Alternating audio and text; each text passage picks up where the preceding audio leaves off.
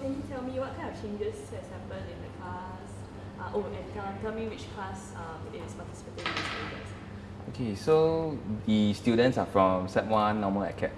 Okay, so this year they embark on this program, and the change is to help them overcome usual weakness in terms of visualization of 3D objects.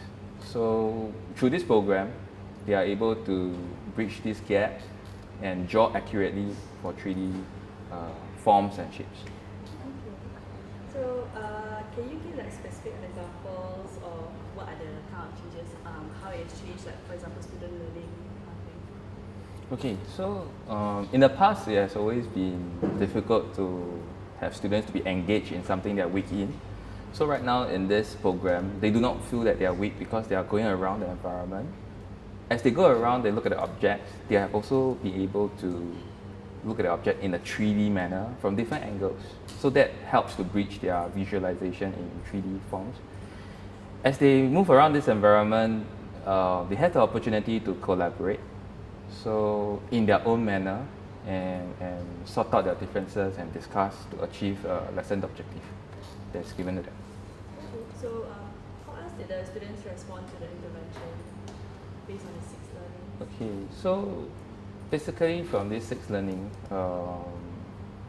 they are able to be more engaged, as I mentioned, and through this engagement, they are collaborating in a more freer manner.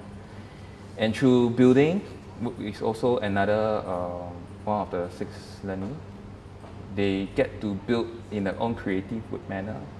They understand the objectives behind these learning tasks, and through the building process, they are able to think creatively, which is also one of the 21cc component in being critical and inventive thinking. So these are the changes. So the positive non-cognitive outcomes that I mentioned, they are like collaboration,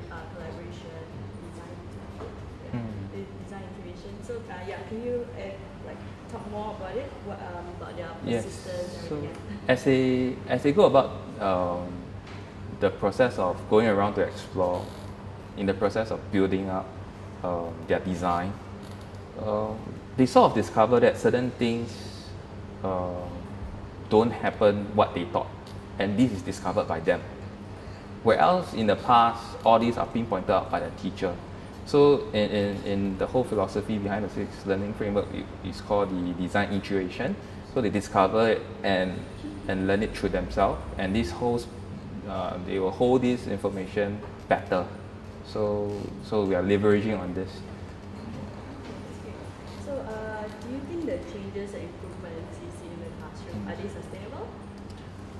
Yes, in fact, this year, 2016, our Set 1 Express and Set 1 NT are also embarking in this program, as well as the art students, not just in D&T subject. So the art subject is also coming up with a similar program to go through the same learning points for art. At the same time, HOD, Craft and Tech, and SH for art, the subject head for art, they are thinking about pedagogical ways to look at the assessment value of this program, and how did they then transfer this information down to the ground level as a practitioner. So they are exploring that area. Okay, great. Do you think the partnership with NIE and OER has worked out, and how do you think it can be more useful in the future to your school? Okay, the experience I had with Dr. Kenneth Lin was great, because he was very open to our D&T ideas, though not being a D&T person. And from there, he tried to educate us about 6 learning framework and the intuitive learning part. And from there, we tried to get a sense how it could help our difficulty in bringing across certain things.